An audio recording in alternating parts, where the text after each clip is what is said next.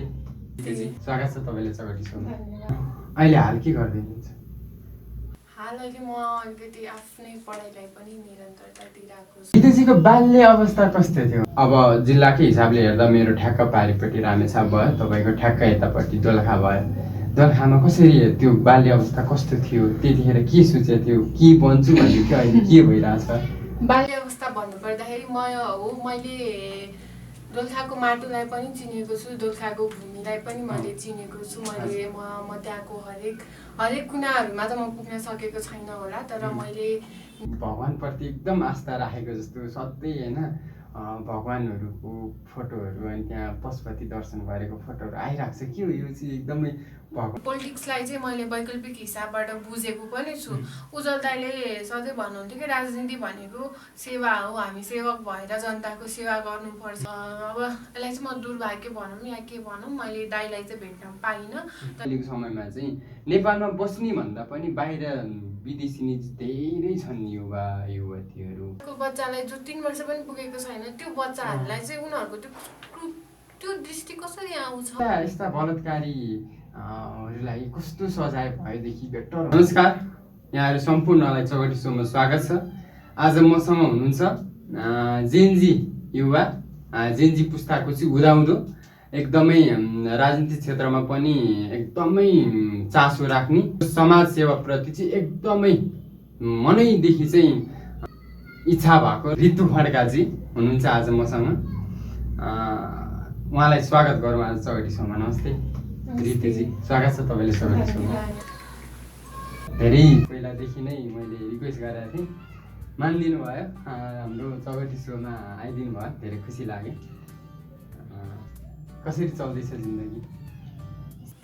अब जिन्दगी त्यसरी नै चल्यो, जसरी हिजो चलिरहेको थियो आज पनि त्यसरी नै चल्ने हो होइन। अब आफूले काम गरिरहेको क्षेत्रहरूदेखि लिएर आफूले पढिरहेको विद्यालयहरूदेखि लिएर हरेक कुराहरूमा इन्गेज हुँदै कसरी हिजोको भन्दा आज कसरी राम्रो गर्न सक्छु भनेर नै गइरहेको छ। अहिले हाल के गर्दै हुनुहुन्छ? हाल अहिले म अलिकति आफ्नै पढाइलाई पनि निरन्तरता दिइरहेको छु। अब राजनीतिक हिसाबमा हेर्ने हो भने पनि अलिकति परिवर्तनहरू त भइरहेको छन्। हामीले गर्नुपर्ने कामहरू एकदमै धेरै नै छन्, त्यसलाई नै अलिअलि निरन्तरता दिइरहेको छु। ऋतुजीको बाल्य अवस्था कस्तो थियो? बाल्य अवस्था भन्नुपर्दाखेरि मैले हुन त अब हाम्रो ठ्याक्क अब सबै कुरा भन्नुपर्दाखेरि त फर्मल भन्दा अलिकति बाहिर जानु पर्यो भने चाहिँ हामी अब एउटा क्लासमेट जस्तो पनि हो, सधैँ भेटघाट हुँदैन, अलिकति क्लास जस विषय वस्तुगत फरक पर्न चाहिँ। तैपनि अब जिल्लाकै हिसाबले हेर्दा मेरो ठ्याक्क पारिपट्टि रामेछाप भयो, तपाईँको ठ्याक्क यतापट्टि दोलखा भयो। दोलखामा कसरी त्यो बाल्य अवस्था कस्तो थियो? त्यतिखेर के सोचेको थियो? के बन्छु भन्ने थियो, अहिले के भइरहेछ?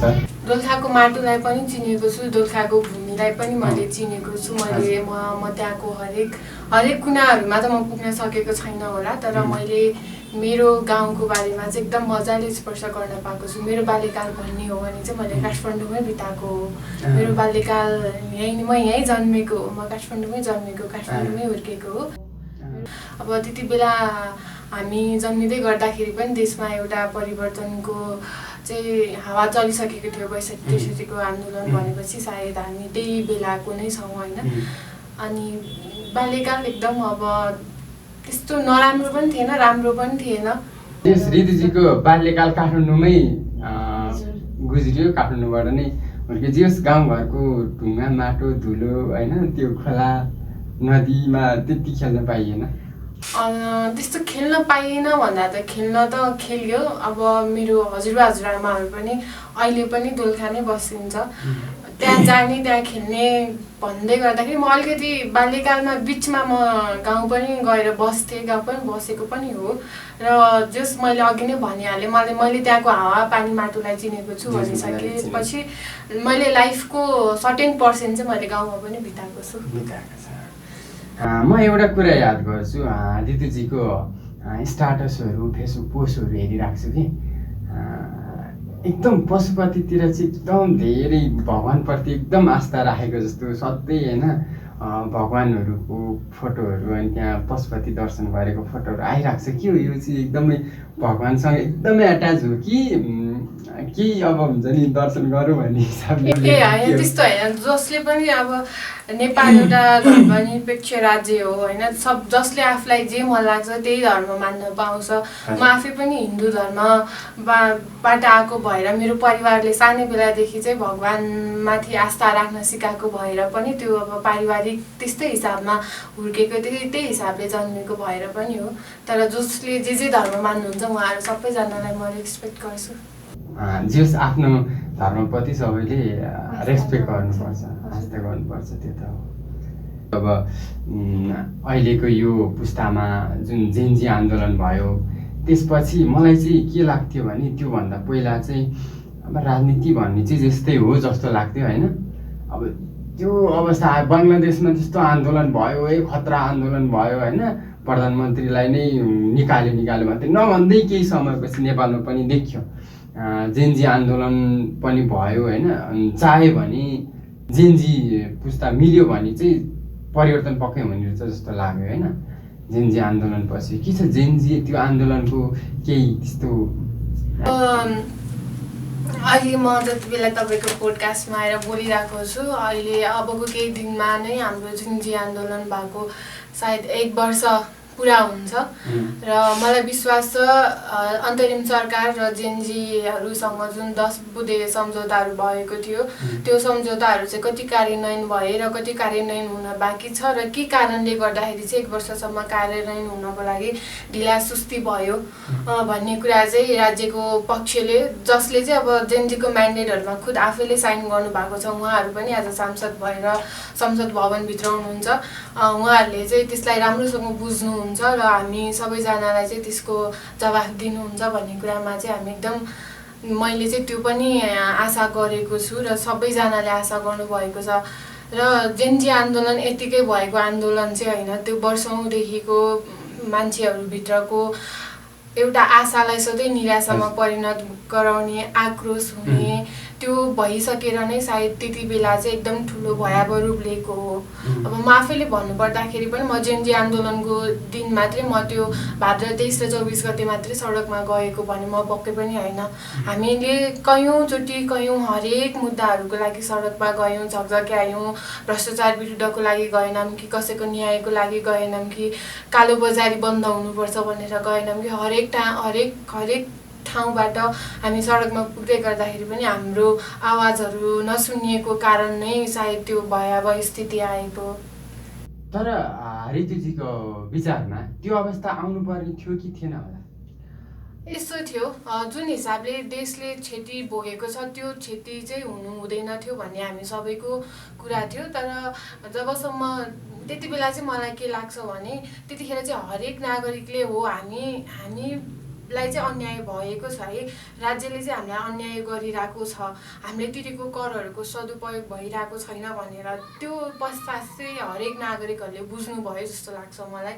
आज अब अरू बेलामा हेर्दै गर्दाखेरि पनि चिया चौतारीहरूमा अरू विषयमा कुराकानी हुन्थ्यो भने आज को नेताले के बोल्यो, कुन नेताले कहाँ गएर के गर्यो, कुन नेताले कस्तो पर्फर्मेन्स दिइरहेको छ, हामीले यो गरेको काम के भइरहेको छ, सिभिल सेन्सहरू त्यस्तै बढिरहेको छ, मान्छेले अलिकति अन्याय हुने बित्तिकै भोइसहरू उठाइरहेको छ, त्यो चाहिँ एकदम राम्रो पक्ष हो। जियोस् त्यो आन्दोलन अथवा जेनजी त्यो जुन पुरानो नेतृत्व फाल्नु थियो त्यो आन्दोलन हुनै पर्ने थियो, अथवा त्यो आन्दोलन नभएको भए पनि देशमा परिवर्तन चाहिँ हुनै पर्ने थियो। परिवर्तनको लागि जति कुरा त्याग्यो नेपाल सरकारले अनि आम जनताले, जतिले दुःखी जुन एउटा आमा बुवाले चाहिँ कोखरी त्याएर छोराछोरी त्याग्नु भयो, भौतिक संरचनाहरू त्यत्रो चिजहरू जलाएर नष्ट भयो, त्यति भएर परिवर्तन आयो। हाम्रो नयाँ पुस्ता नयाँ युवाहरू पनि ठाउँमा सरकारमा पुगे।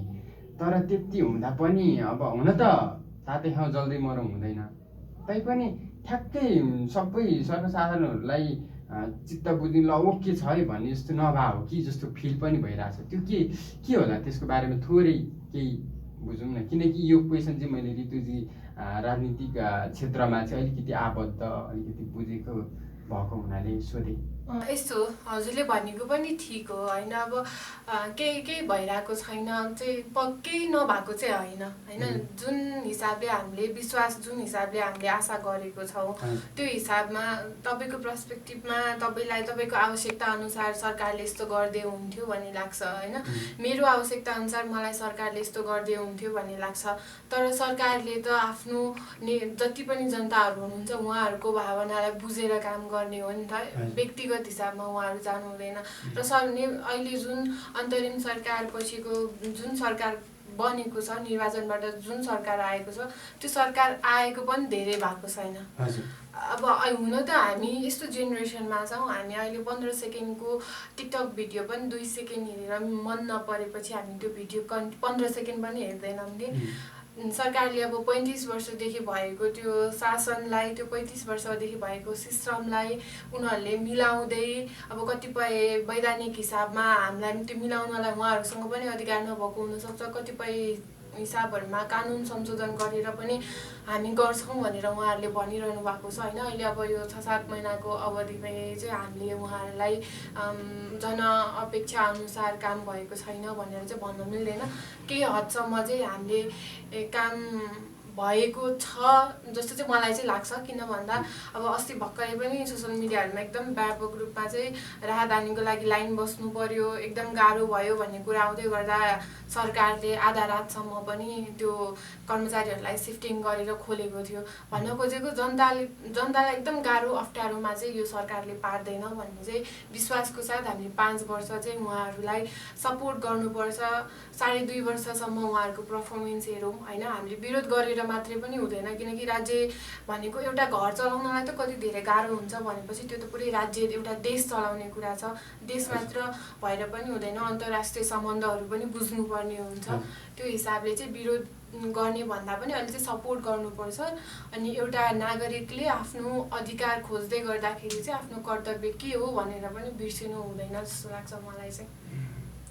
हामीले जुन परिवर्तन चाह्यौँ परिवर्तन पनि अब ठ्याक्कै भयो भन्दा पनि हुन्छ। तर जुन कुराहरू अहिले हामीले चाहेको थिएनौँ मतलब अहिले त हामी बाहिर छौँ। मलाई लागेको चाहिँ के छ भन्दा बिरालाभन्दा मुसाभन्दा बिरालो धेर भए हो कि जस्तो लाग्छ मेरो विचारमा।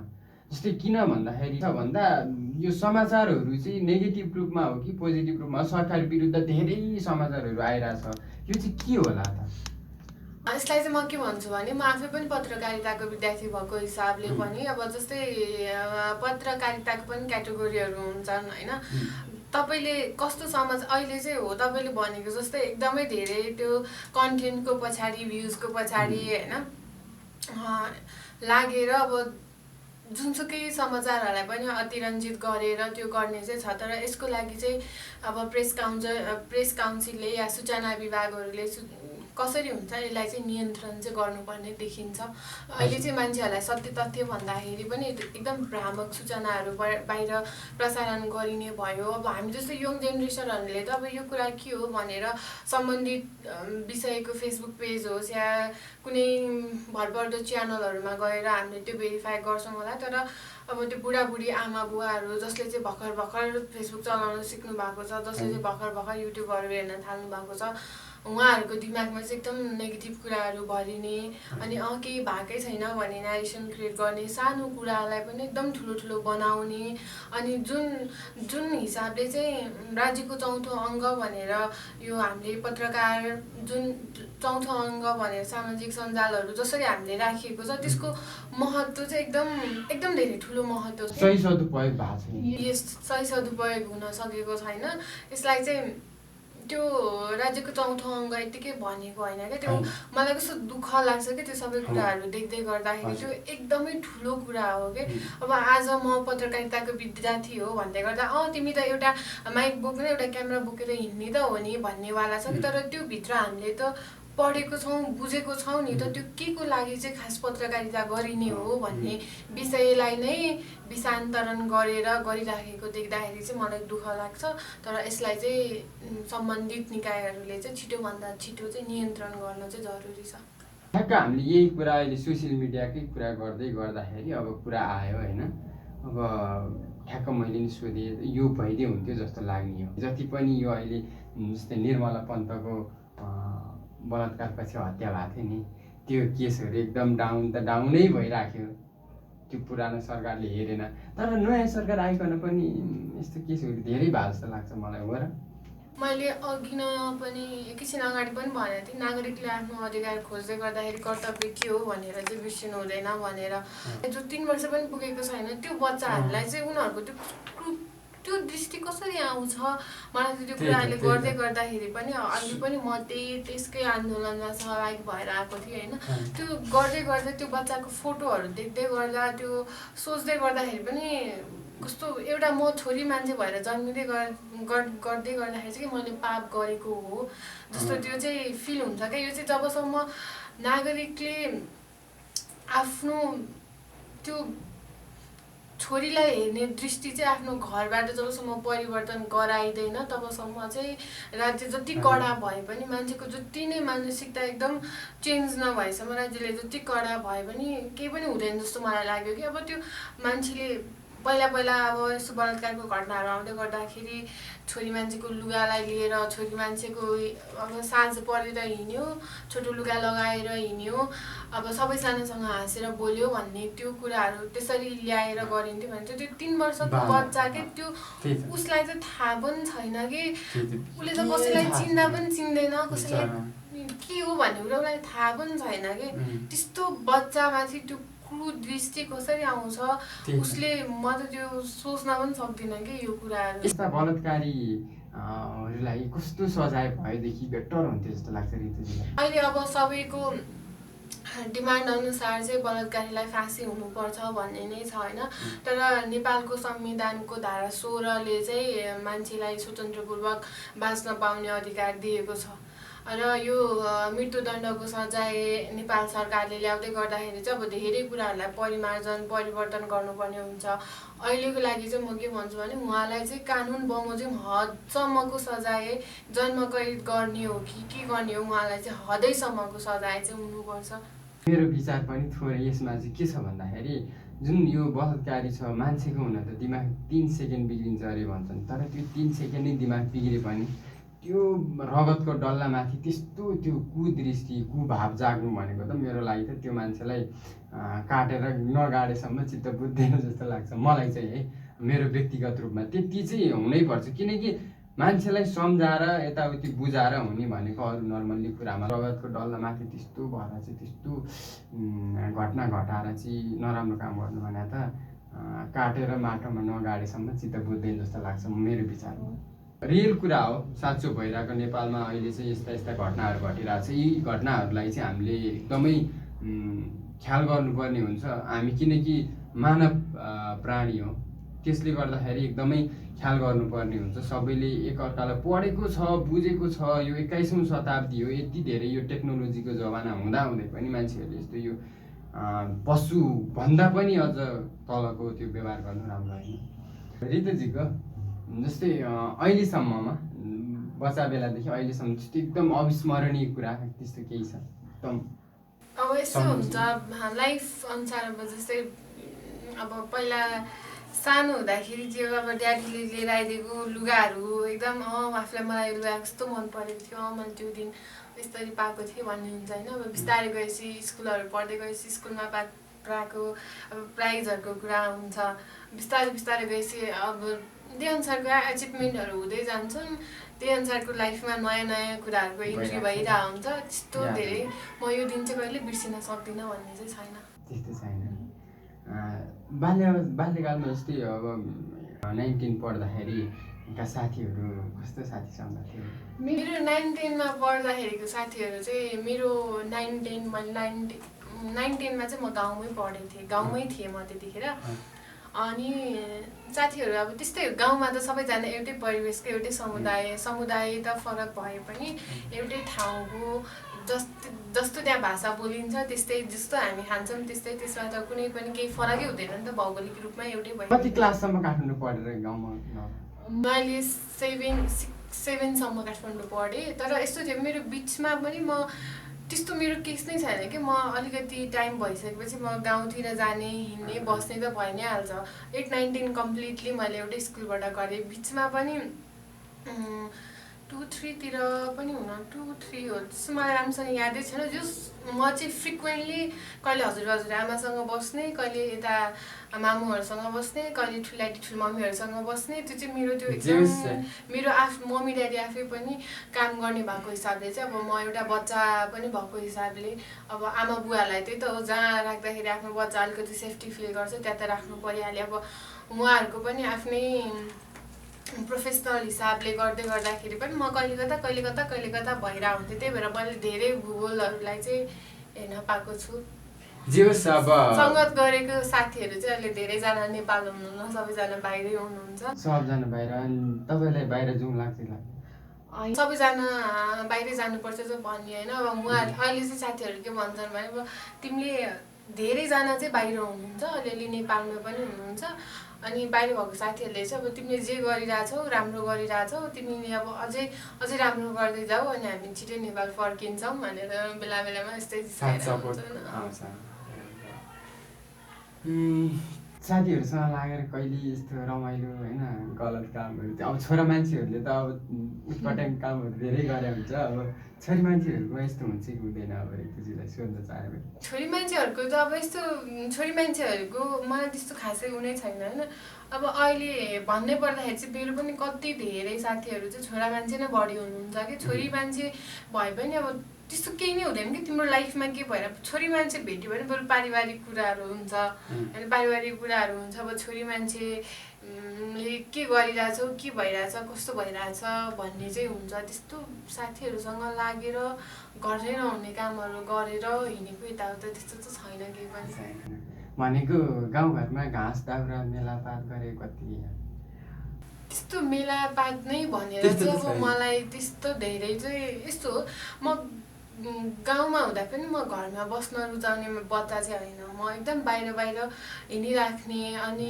त्यो भइरहेको कुराहरू पनि जस्तै अब त्यो पहिला सानो हुँदाखेरि त्यो भिरहरू देख्दाखेरि पनि त्यो भिरहरू झर्छ होला त्यो झऱ्यो भने हामी के गर्ने अनि यो रुख चाहिँ कहिले रोपेको होला कहिले ठुलो भएको होला यसलाई चाहिँ के भनिन्छ त्यस्तो क्युरियोसिटी अहिले पनि छ मलाई होइन तर त्यतिखेर पनि त्यस्तो क्युरियोसिटी चाहिँ छ अनि एकदमै धेरै त्यो मेलापात गर्न एकदम धाएरै मैले भनेको जस्तै धेरै गुज्रिनु परेन गर्न चाहिँ अब गाउँघरमा बसिसकेपछि गरिहाल्छ त्यस्तो धेरै चाहिँ यस्तो थियो म पढ्छु भनेर म कोठाभित्र बसिसकेपछि चाहिँ मलाई म पढ्दैछु भनेर चाहिँ मलाई त्यो बाहिरबाट नाच्न गाउन त्यस्तो रमाइलो गर्नमा केमा एकदम बढी इन्ट्रेस्ट केमा लाग्छ अब अरूले नाचेको हेर्न पनि रमाउने मान्छे म यो नै मेरो लागि एकदम चाहिन्छ भन्ने म यसमा मात्रै खुसी हुन सक्छु भन्ने चाहिँ छैन तर इन्ट्रेस्टिङ कसैलाई चाहिँ नाच्ने ठाउँ भयो भने एकदमै ल नाच्नै पर्छ भन्ने रमाइलो गर्नुपर्छ भन्ने हुन्छ नाच्न गाउनु त पर्छ भन्ने मान्छे हो म पनि तर मलाई यति मात्रै चाहिँ यो चाहिँ यसमा चाहिँ म एकदम धेरै खुसी हुन्छु भन्ने चाहिँ छैन ऋतुजीको अहिलेसम्म आउँदै गर्दाखेरि त्यो बाल्यकालदेखि अहिलेसम्मको जुन यो फेजसम्म आइपुग्दा त्यस्तो जुन तपाईँले गर्न लाग्दाखेरि यस्तो होइन हुँदैन भनेर कसैले केही कुरा बाधा त्यस्तो केही बाधा थाहा छैन त्यस्तो बाधा त मलाई जतिजनाले मलाई बुझ्नु भएको छ जतिले मलाई चिन्नुहुन्छ मजाले उहाँहरूले मलाई जहिले पनि सपोर्ट नै गरिरहनु भएको छ जस्तो लाग्छ इभन मेरै परिवारबाट पनि अब कहिले कामको सिलसिलामा कहाँ पुगिएको हुन्छ कामको सिलसिलामा कहाँ गइएको हुन्छ के हुन्छ अनि त्यो सबै कुराहरू हुँदै गर्दाखेरि म आज यो ठाउँमा म यस्तो छु अब कतिपय टाइमहरूमा त म त्यहाँ पुगिसकेपछि मैले त्यहाँबाट म फर्किने बेलामा चाहिँ म यहाँको थिएँ म फर्किँदैछु है भनेर भन्नुपर्ने त्यो पनि हुन्छ क्या परिवारलाई तर एकदम सबैजना सपोर्टिभ नै हुनुहुन्छ जबसम्म होइन आफू सक्षम भइसकेपछि अरूले भन्ने ठाउँ नपाएपछि अब त्यो भन्ने पनि हुँदैन मेबी त्यो राम्रो पक्ष यस्तो अब भनेको आफू अगाडि बढ्दै गर्दाखेरि कतिपयको चाहिँ चित्त बुझाउन सकिँदैन होइन अब म खुसी छु मलाई राम्रो लागिरहेको कामहरू उहाँहरूलाई नराम्रो लाग्न पनि त सक्छ नि त अब मलाई सेतो लुगा मनपर्छ भन्नेमा उहाँलाई पनि सेतै लुगा मनपर्छ भन्ने हुँदैन होइन उहाँलाई कालो पनि मन पर्न सक्छ अनि त्यो त हुन्छ अब त्यसलाई आफूले कसरी लिने भन्ने चाहिँ हुन्छ जस्तो लाग्छ मलाई अब अगाडि बढ्दै गर्दाखेरि कसैले के भन्ने कसले के भन्ने के गर्ने भन्ने त त्यो त आइ नै हाल्छ। तर त्यस्तो कुराहरूलाई चाहिँ आफूलाई त्यही ठाउँमा राखेर हेर्दै गर्दाखेरि चाहिँ आफूलाई गलत महसुस नगरेसम्म चाहिँ अरूलाई पनि खासै अन्याय भएको जस्तो चाहिँ मलाई लाग्दैन। त्यही भएको हिसाबले अब त्यो कुराहरू आउँदै गर्दाखेरि बाधाहरू आउँदै गर्दा त्यसलाई त चिरेर अगाडि बढ्नुपर्छ। दिदीजीलाई एकदम मनपर्ने गेम के हो? मलाई म यो गेम खेल्दाखेरि चाहिँ म एकदम धेरै खुसी हुन्छु भन्ने चाहिँ मलाई लाग्दैन होइन। तर अब जस्तै म आज फुटबल हेर्न जाऊँ न त भने पनि म अलिअलि रोलहरू बुझ्छु होइन, हुन्छ। अनि क्रिकेट हेर्न जाऊँ न त भने पनि ल ठिक छ होइन। म एनपिएल आउँदैछ, एनपिएलको बेलामा पनि अब क्रिकेट रङ्गशालामै गएर पनि हेरियो होइन। ब्याडमिन्टन खेलौँ न त भन्यो भने ल ठिक छ। त्यो म पर्फेक्ट चाहिँ कुनै कुरामा पनि छैन होला, तर नलेज चाहिँ सबै कुरामा छ। सबै गेम बराबरी नै जस्तो हेरी चाहिँ यो गेम चाहिँ खतरा, मलाई बवालै लाग्छ भन्ने यो कोही त खतरै फ्यान हुन्छ नि। हो, कोही चाहिँ अब क्रिकेटको एकदम धेरै फ्यान हुन्छन् क्या, उनीहरूलाई चाहिँ नेसनल इन्टरनेसनल सबै गेमहरू कहाँ भइरहेछ, कति बेला भइरहेछ सबै थाहा हुन्छ। गेमको लागि भने सबै कुरा छोडेर गर्ने पनि हुनुहुन्छ। कति मेरै साथीहरू पनि एकदम धेरै क्रेजी फ्यानहरू पनि हुनुहुन्छ। नेपालमा चाहिँ के छ भन्दाखेरि अहिलेको यो अहिलेको समयमा चाहिँ नेपालमा बस्ने भन्दा पनि बाहिर विदेशी धेरै छन् युवा युवतीहरू। ऋतुजीको भनाइ के छ यसमा? यस्तो हो, अहिले अब युवाहरू बाहिरी भन्दै गर्दाखेरि हो सिस्टम परिवर्तन हुन समय लाग्छ। मलाई चाहिँ के लाग्छ भने युवाहरू, म चाहिँ के भन्छु, बाहिर जानु हुँदैन भन्ने चाहिँ होइन, तर बाहिर गएर फर्किनु हुन्छ कि हुँदैन भन्ने चाहिँ मेन प्रश्न हो जस्तो लाग्छ कि आजको दिनमा आएर बाहिर जाने, बाहिर पढ्ने, बाहिरको सिपहरू सिक्ने, नेपालमा आउने, अनि त्यसमा इन्भेस्ट गर्ने, त्यो आफ्नो सिपहरूलाई चाहिँ नेपालमा इन्भेस्ट गर्ने, राम्रो एउटा प्लेटफर्महरू लिएर आउने चाहिँ गर्दा एकदम राम्रो हुन्छ जस्तो लाग्छ मलाई। तर बाहिरिनु मुख्य कारण चाहिँ के होला त? नत्र नेपालमै पनि त छ सम्भावना। अहिले अधिकांश हेर्ने हो भनेदेखि यो बागबजार, बानेश्वर, पुतली सडकहरूमा एकदम धेरै कन्सल्टेन्सीहरू देखिन्छ नि। मेन भनेको शिक्षाको लागि उहाँहरू जानुहुन्छ। कस्तो भन्दाखेरि बाहिर गइसकेपछि चाहिँ शिक्षा सँगसँगै रोजगार पनि पाइने भएको कारणले गर्दाखेरि चाहिँ अब उहाँहरू एउटा शिक्षाको हिसाबले पनि एकदमै धेरै गइराख्नु भएको छ। तर उहाँहरूले त्यहाँ गेन गर्नुभएको शिक्षालाई, उहाँहरूले त्यहाँ गेन गर्नुभएको सिपलाई चाहिँ नेपालमा ल्याएर उपभोग गर्न जरुरी चाहिँ छ। त्यो त हो, तर मेन कुरो भनेको चाहिँ मेरो विचारमा चाहिँ जस्तै किन बाहिरीको होला क्या? उचित शिक्षा पनि एउटा माध्यम हो, शिक्षा सँगसँगै सिप पनि हो भनेर। तर नेपालमा त अनि रोजगारको हिसाबले योभन्दा अगाडिको समयमा पनि हाम्रो एकजना मान्यज्यूले चाहिँ पार्ट टाइम जबको लागि सुरु गर्नुपर्छ भनेर उहाँले भनिसक्नु भएको छ। अब अहिले चाहिँ उहाँहरू आफै मन्त्रीमण्डलमा पनि हुनुहुन्छ। जहाँसम्म लाग्छ मलाई अब अहिले नै यहीँ भाटपाडा पनि 24 आवर्स खुलियो भन्ने कुराहरू छ। त्यस्तै गरी 11 बजेसम्म अहिले साझा यातायातहरू पनि सञ्चालन हुने बिस्तारै अपग्रेड भइरहेछ। त्यो भयो भने चाहिँ सिफ्ट वाइज काम गर्दै जाँदाखेरि रोजगारीको सिलसिलाहरू पनि बढ्न थाल्छ। अब हिजोको दिनमा हेर्ने हो भने पनि टियुको एउटा एक्जाम दिनलाई 1.5 वर्ष 2 वर्ष पर्खिनु पर्थ्यो भने हामीले अहिले त टाइम ड्युरेसनमै एक्जाम पनि भइरहेछ, रिजल्ट पनि आइरहेछ। पहिला एसईको रिजल्टको लागि 3 महिना पर्खिनु पर्थ्यो भने अहिले 1 महिनामै आइरहेको छ। एजुकेसन्सको पार्टमा हेर्ने हो भने यो सबै कुरा बिस्तारै परिवर्तन हुन्छ।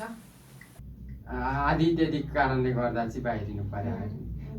तर गर्ने हो भने त नेपालमा धेरै जग्गाहरू बाँझो छ त, गाउँघरतिर त सब बाँझो जग्गा। गर्नेले गर्नुहुन्छ। मेरै घरमा मेरै परिवारभित्रको पनि हुनुहुन्छ एक विराज खड्का भन्ने हुनुहुन्छ, जसले चाहिँ अहिले मेथेन फार्म सञ्चालन गरेर बसिरहनु भएको छ। उहाँ 10 वर्ष अस्ट्रेलिया बसेर, उहाँको दुवैजना दाइ भाउजू नै अस्ट्रेलिया बसेर, जब भाउजू अस्ट्रेलियामा नर्सिङ गरिरहेको मान्छे पनि फर्केर आएर फार्मिङ स्टाब्लिसहरू गरिरहनु भएको छ। उहाँ चाहिँ एउटा प्रेरणाको स्रोत पनि हुनुहुन्छ होइन।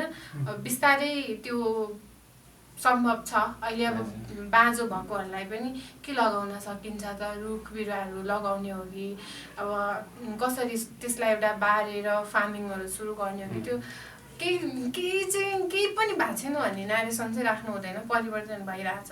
यो के फार्मिङ? मेथेङ ताबिङ भन्ने चाहिँ के हो? मेथेङ भनेको चाहिँ त्यो हाम्रो त्यो चाहिँ नाम कसरी आएको भन्दाखेरि अब त्यस्तो धेरै हिस्ट्री त मलाई पनि थाहा छैन। हामीले चाहिँ त्यो मेथेङ डाँडा भनेर चिन्थ्यौँ कि, अनि त्यो मेथेङ डाँडा भएकोबाट चाहिँ उहाँहरूले मेथेङ फार्म भनेर इस्टाब्लिस गर्नुभएको। बालबालिकाको लागि चाहिँ पहिलो शिक्षा भनेको घर हो, आमा बुवा हो। बच्चाहरूले आफ्नो घरबाट सिक्ने, त्यो बुवा आमाबाट सिक्ने शिक्षा नै महत्त्वपूर्ण हुन्छ भन्छन्, त्यसमा के लाग्छ तपाईँलाई? त्यो त एकदमै अब हो, किनकि पहिला सुरुमा बोल्न सिकाउने, खान सिकाउने, हिँड्न सिकाउने भनेको त आफ्नो परिवारको मान्छे नै हो होइन। उहाँहरूले अब दिएको शिक्षा त एकदम त्यो त कुनै पनि विश्वविद्यालयहरूसँग तुलना गर्नै सकिँदैन नि। त्यो चाहिँ जहाँसम्म लाग्छ कसैले पनि आफ्नो सन्तान बिग्रियोस्, नराम्रो होस् भनेर कसैले पनि भन्नु हुँदैन। कोही मान्छेले पनि कोही मान्छे खराब होस् भनेर त भने हुँदैन नि त, राम्रै होस् भन्ने सोचिरहेको हुन्छ। तर त्यो अब जस्तै टिचरहरूले पनि सबै विद्यार्थीहरूलाई पढाउने एउटै कक्षाभित्र हो होइन। कोही विद्यार्थीले एकदम राम्रो नम्बर लिएर आउँछ, कोही विद्यार्थीले एकदम कम लिएर आउँछ। भन्न खोजेको त्यो शिक्षा आफूले कसरी लिन्छन्, उसको दिमागले कतिसम्मको भ्याउँछ र उसले कतिसम्मको गर्नलाई राख्ने इच्छा शक्ति राख्छ भन्ने कुरा पनि हो। अहिलेको त यो अब टेक्नोलोजीको जमाना भयो होइन, डिजिटलाइजेसन जमाना भन्छन्। मोबाइल फोनहरूले बालबालिकाहरूलाई पढ्दै गरेको स्टुडेन्टहरूलाई कतिको सकारात्मक र नकारात्मक रूपमा कतिको असर गरे होला ऋतुजीको विचारमा? सकारात्मक हेर्ने हो भने त डिजिटल्ली नै हेर्ने हो भने त हामी अरू देशहरूभन्दा कति पछाडि छौँ होइन। विकासमूलक देशहरूभन्दा त हामी धेरै नै पछाडि छौँ। तर एकदम राम्रो पक्ष पनि हो, यसलाई राम्रोसँग लिन सक्यो भने। अब जस्तै अनलाइनको थ्रुबाट नै हामीले कोरोनाको बेलामा पढ्यौँ, एक्जाम दियौँ होइन। त्यो एकदम त्यो डिजिटल्ली भएर नै हामीलाई पोसिबल भएको हो नि त। अब इन्टरनेसनल्ली पनि अनलाइनबाटै हामीले कति धेरै कामहरू गरिरहेको हुन्छौँ। अहिले जता हेऱ्यो अनलाइन बिजनेसहरू छ, अनलाइन प्लेटफर्महरू छ। त्यसलाई अब एकदम राम्रोसँग गऱ्यो भने चाहिँ एकदम राम्रो हो। तर त्यसमै निर्भर भएर अब कस्तो भने मलाई म जति बेला मसँग फोन थिएन त्यतिखेर चाहिँ मैले मेरो प्यारेन्ट्सको नम्बरहरू मेरो दिमागमा थियो। त्यो अहिले पनि छ कि मेरो दिमागमा, तर अहिले पछि चाहिँ अब फोनमै सेभ हुन्छ, त्यो खासै हेर्नुपर्छ भन्ने नै लाग्दैन नि त। त्यो चाहिँ अलिकति आफ्नो ब्रेनलाई वर्क गराउनलाई, अलिकति आफूभित्रको क्रिएटिभ कुराहरूलाई चाहिँ अलिकति हार्म गरिरहेको छ जस्तो चाहिँ लाग्छ मलाई। जे होस्, यो मोबाइल फोनहरू सही सदुपयोग गरौँ, अब दुरुपयोग नहोस् भन्ने। जस्तै एउटा इक्जाम्पल दिन्छु म, बच्चाहरूलाई फकाउनको लागि बाबाआमाले त्यो मोबाइल देखाइदियो अनि आफू काम गर्न लाग्छ नि, त्यो राम्रो होला कि नराम्रो होला ऋतुजीको विचार? अब त्यो चाहिँ कस्तो भने मैले त्यो गर्नै हुँदैन भन्ने चाहिँ होइन। समय परिस्थिति अनुसार चाहिँ डिजिटल माध्यमहरूको प्रयोग गर्नुपर्छ होइन। अहिले अब त्यही नै छ समय, तर त्यसलाई चाहिँ जति सकिन्छ, अब जस्तै तपाईँले भन्नुभयो कि बच्चाहरूलाई चाहिँ डिजिटल्ली देखाएर नि छोडेर हिँड्ने, त्यो चाहिँ गर्नु हुँदैन। बच्चाहरूलाई प्यारेन्ट्सहरूले चाहिँ सकेसम्म समय दिनुपर्छ, उनीहरूसँग समय बिताउने प्रयास गर्नुपर्छ। एउटा डिजिटल्ली मात्रै चाहिँ भएर हुँदैन। अब त्यो बच्चाहरूलाई नि कस्तो कुराहरू देखाउने, के देखाउने, कसरी चाहिँ त्यो सोसल मिडियाको गुड युज गर्ने भन्ने कुराहरू चाहिँ एकदम ठुलो हो, विचार गर्नुपर्छ। अबको जुन यो जेनजी पुस्ता हामी सँगैका युवा साथीहरूलाई के सल्लाह दिन चाहनुहुन्छ ऋतुजीले बुझेको हिसाबमा चाहिँ? म चाहिँ अहिले के भन्छु भने सबैजनाले चाहिँ आफ्नो जिम्मेवारी जे हो, आफ्नो कर्तव्य जे हो, आफ्नो दायित्व जे हो, त्यो चाहिँ एकदम राम्रो हिसाबले निभाउनुपर्छ। सरकारलाई खबरदार गर्न पनि छोड्नु हुँदैन र हामी एकदम सम्य भएर बुझाएर चाहिँ अगाडि बढ्नुपर्छ भन्न चाहन्छु। ऋतुजी, अब तपाईँ त पोलिटिकल क्षेत्रमा अहिले एकदमै आबद्ध हुनुहुन्छ नि त। ठ्याक्क पोलिटिकल क्षेत्रमा आबद्ध चाहिँ कहिलेदेखि हुनुभयो? कसरी यो क्षेत्रमा जिज्ञासु भएर चाहिँ लागि पर्नु? यस्तो हो, मैले अघि नै पनि भने, म 8, 9, 10 को कुराहरूले चाहिँ मलाई दिमागमा एकदमै धेरै हानेको हो भनेर जति बेला म क्लास 10 मा पढ्थेँ त्यति बेलामा चाहिँ मेरो विद्यालयमा चाहिँ इङ्ग्लिस पढाउने टिचर नै हुनुहुन्न थियो क्या। एक्जाम आउन लागिसक्यो, टिचर नै हुनुहुन्न। अब एक्जाम आउने भनेपछि अब त्यही स्कुलमा पढाउने जसले चाहिँ अलिकति इङ्ग्लिस जान्नु भएको हुन्छ अनि उहाँसँग नै ट्युसन लिने भन्ने जस्तो कुराहरू आइसकेपछि चाहिँ यो सबै किन भइरहेको छ। टिचर आउनुभयो, टिचर आउने, हाजिर गर्ने, जाने होइन, अनि हाजिर गर्ने, फर्किने। अनि गाउँतिर चाहिँ अहिले पनि कस्तो छ भने म्याथ, साइन्स, इङ्ग्लिस पढाउने टिचरहरू पाइँदैन कि, पाइँदैन। अनि त्यो हिसाबले गर्दाखेरि चाहिँ मलाई त्यतिखेर कस्तो हिट हानिरहेको थियो कि टिचर चाहिँ आउनुहुन्छ तर किन भनेको स्कुलमा किन पढाउनु हुँदैन, किन क्लासरुमसम्म आइपुग्नु हुँदैन उहाँ भन्ने त्यतिखेर मलाई एकदम दिमागमा हानेको कुरा हो। बिस्तारै बुझ्दै जाँदाखेरि उहाँहरू त अब पोलिटिकल्ली पार्टीहरूले इन्फ्लुएन्स गरिसकेपछि त केही पनि हुँदैन भन्ने कुराहरू भयो। अनि म त्यतिखेर कस्तो थियो भने म काठमाडौँ पनि फ्रिक्वेन्टली आउने जाने त भइरहेको हुन्थ्यो। अनि नेपाल बन्द छ, विप्लवले चाहिँ नेपाल बन्द गरेको छ, अब तिमीहरू चाहिँ स्कुल बन्द, छिटो स्कुल बन्द गर्नुपर्छ, नभए बाटोमा चाहिँ भेट्यो भनेदेखि तिमीहरूलाई लिएर जान्छ, त्यस्तो भन्ने चाहिँ मेरो दिमागमा एकदमै धेरै हानिरहेको कुरा थियो। अनि मलाई अझै पनि याद छ कि उज्जवल थापा दाइ जो चाहिँ वैकल्पिक राजनीति गर्नुपर्छ, अल्टरनेटिभ पोलिटिक्स चाहिन्छ भनेर जसले सिकाउनु भयो, उहाँको चाहिँ एउटा फोटो थियो कि त्यो धोती लगाएर अनि धोती बेरेर नेपाल खुल्ला छ भनेर माइती घरमा प्लेकार्ड बोकेको फोटो थियो। अनि त्यो फोटो चाहिँ किन आइरहेछ, नेपाल खुल्ला छ किन भनिरहनु भएको छ भन्ने चाहिँ त्यतिखेर मलाई एकदम धेरै क्युरियोसिटी। अनि म फेरि त्यो बेलादेखि पनि अब समाचार सुन्न, समाचारहरू हेर्न एकदम धेरै रुचाउने बच्चा पनि थिएँ। अनि बिस्तारै लकडाउन पनि भयो, कोरोना आयो, लकडाउन भयो। अनि लकडाउनको बेलामा चाहिँ हामी विभिन्न सामाजिक सञ्जालहरूमा जोडिँदै गयौँ। त्यसपछि मैले अल्टरनेटिभ पोलिटिक्स गर्नुहुने अब जसले चाहिँ 21 वर्षको उमेरमै काठमाडौँको मेयर उठ्छु भनेर उठ्नुभयो, रन्जु दिदीहरू भयो, धेरैजना वैकल्पिक राजनीतिमा लाग्नु भएको व्यक्तिहरूसँग मैले सङ्गत गर्ने मौका पाएँ। अनि त्यो अन्तरालमा अब समाजसेवाहरू गर्दै अगाडि बढ्यो। तर मैले पोलिटिक्सलाई नै एकदमै धेरै पोलिटिक्सबाटै चेन्ज हुन सम्भव छ भन्ने कुरा चाहिँ जति बेला त्यो विद्यालयको शिक्षकको अभाव अनि जति बेलामा चाहिँ स्कुल ड्रेस लगाएर ब्याग बोकेर स्कुलमा पुगिसकेपछि चाहिँ आज नेपाल बन्द छ तिमीहरू जाऊ भनेर भनिरहेको इन्सिडेन्टहरू भयो। अनि बिस्तारै वैकल्पिक राजनीतिमा लाग्नु भएको धेरैजनाहरूसँग भेट हुन थाल्यो। अनि त्यसपछि मैले 2079मा चाहिँ विवेकशील साझाको महाधिवेशन भएको थियो काठमाडौँमै। अनि त्यसमा चाहिँ मैले निर्वाचन अधिकृत भएर पनि निर्वाचन गराउने मौका पाएँ। त्यस पोलिटिक्सलाई चाहिँ मैले वैकल्पिक हिसाबबाट बुझेको पनि छु। उज्जवल दाइले सधैँ भन्नुहुन्थ्यो कि राजनीति भनेको सेवा हो, हामी सेवक भएर जनताको सेवा गर्नुपर्छ भन्ने जुन भनाइ थियो। अब यसलाई चाहिँ म दुर्भाग्य भनौँ या के भनौँ, मैले दाइलाई चाहिँ भेट्न पाइनँ।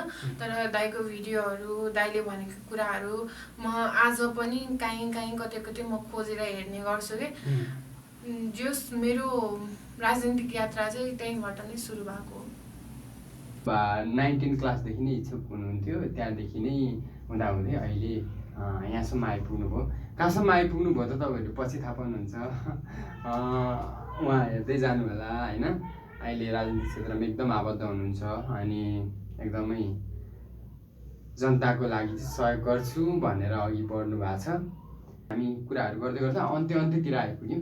ऋतुजीलाई केही होइन यस्तो कुरा चाहिँ सोधिदिएको भएदेखि अझ बेटर मैले कुराहरू भन्न बाँकी थियो, त्यस्तो केही लागेको छ? होइन, सबै कुरा भनेको सबै प्रश्नहरू त आइसकेको नै छ। त्यस्तो भन्ने नै यो नै भन्नुपर्छ भन्ने चाहिँ छैन। त्यसमा सबै कुराहरू भनिसके जस्तो लाग्छ मलाई। यहाँले पनि अब सुरु गर्नु भएको छ, अझै पनि धेरै राम्रो होस् शुभकामना। अनि बधाई छ तपाईँलाई। युथहरूमा यस्तो कुराहरू आउँदै गर्दाखेरि चाहिँ स्वदेशमै बसेर केही गर्न सकिन्छ भनेर जुनसुकै क्षेत्रमा होस् सुरुवात गर्दै गर्दाखेरि चाहिँ हामी सबै युथहरूले नै सपोर्ट गरेर अगाडि बढ्नुपर्छ जस्तो लाग्छ। सपोर्ट गर्नु होला। साथ सपोर्टको लागि धेरै धेरै धन्यवाद। आइदिनु भयो, एकदमै धेरै खुसी लाग्यो। उहाँ हुनुहुन्थ्यो ऋतु खड्काजी, दोलखा जिल्लाको। आइदिनु भयो, कुराकानी गरिदिनु भयो, धेरै धन्यवाद।